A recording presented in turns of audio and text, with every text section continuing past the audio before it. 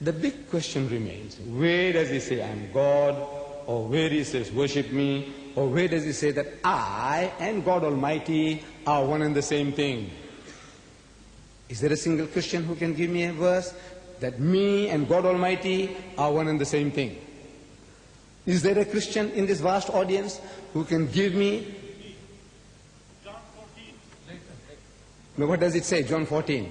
What does it say? That I am... I am the Father of one. Right. Yes. John, no. The reference is incorrect. 14:6. No, the reference is not 14:6. The reference is the quotation is right. I and my Father are one. The quotation is correct. But it is John chapter 10 verse 30. Correct.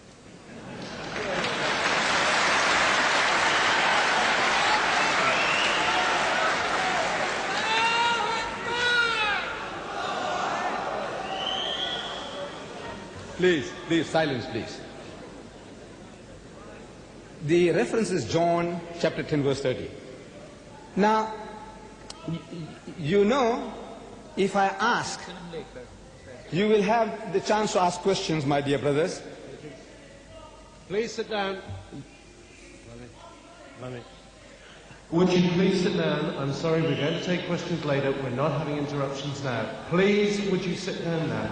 Thank you. I'm sorry, Mr. Vidat. Yes. Stewards? Silence, please. I am reading from my head, and my brother Sharosh just confirmed it, that it is John chapter 10 verse 30. Now the context. You see, for 40 years, I have been talking to people. And when this verse is quoted, that Jesus said, I and my Father are one. The verse is there in the Bible. You can't contradict that. I'm asking, what is the context?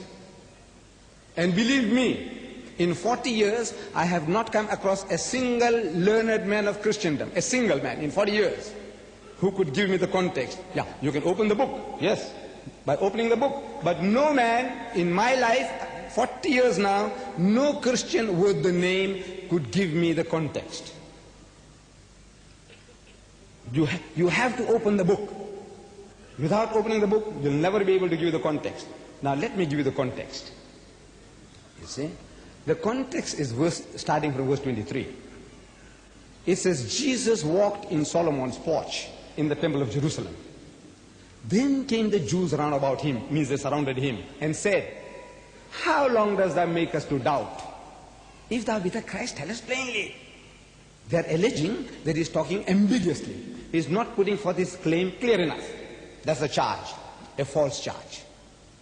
Because we know he didn't speak ambiguously. He put forth his claim that he is the Christ, he is the Messiah. But the Jews want to pick up a fight. They didn't like his preaching. Him calling them, you generation of vipers, you whited sepulchres, you wicked and adulterous generation, you fools, you snakes. Would you like to hear people addressing you like that? And the Jews were not a people to forget in a hurry. So they find the man alone, they surround him, brandishing finger in his face. Come on, tell us. Why don't you tell us? They want to pick up a fight with him so they can work themselves into a frenzy and give him a good bashing.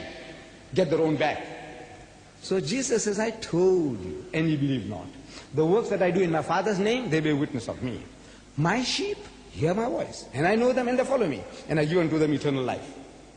And they shall never perish. He said, my Father which gave them me is greater than all, and no man is able to pluck them out of my Father's hand. 28, verse 28. Verse 29, neither shall any man pluck them out of my hand. Verse 30, I and my Father are one. In this, to see that once the man has accepted faith, he remains in faith. I as the teacher see to that, as well as God Almighty sees to that. In purpose we are one. But the Jews were looking for trouble. And if you're looking for trouble, you don't have to go very far. You get it around the corner. So they picked up stones again to stone him. So Jesus says, many good works have I showed you from my Father. For which of those works do ye stone me? So they say, for a good work we stone thee not, but for blasphemy, kufar. Because that thou being a man makest thyself a God. You are a man, you claim me to be God. That's another false charge. First false charge was that he was talking ambiguously. Now another false charge that you're claiming to be God. That's the Jews alleged. The Christians agreed with the Jews. They said he did make such a claim, but he was entitled to it. Let us hear what Jesus says.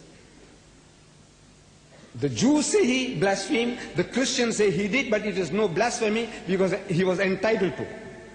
What does Jesus say? He says, is it not written in your law? Verse 31. Verse 32. Is it not written in your law? Law means the Torah.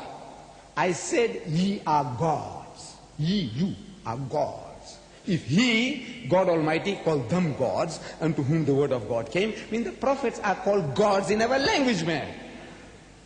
The prophets. God Almighty speaks to Moses and he says, behold, I have made you a god to Pharaoh, and Aaron thy brother shall be thy prophet. In the book of Psalms, 82nd Psalm, verse 6, it says, ye are gods, and all of you are the children of the Most High. That's the genius of the Jewish language. That when a person is called God, he is not God. Like in 2 Corinthians 4:4, the Bible says, and the devil is the God of this world. Is he God? The devil, Shaitan. No, this is your language. This means he is in control, so you say he's God. Moses is God to Pharaoh, and you Jews are all gods. That is the genius of the Jewish language. Now, you can't say, confer divinity on that. He said, is it not written in your law? I said, ye are gods. If he called them gods, and the scripture cannot be broken, means you can't contradict me. Say ye of him whom the Father hath sanctified and sent into the world, that thou blasphemest, because I said, I'm the Son of God, which is nothing, man. God has got sons by the tons in our community, in our language. Why are you trying to find fault with me when I'm only saying I'm the Son of God, when others are called gods?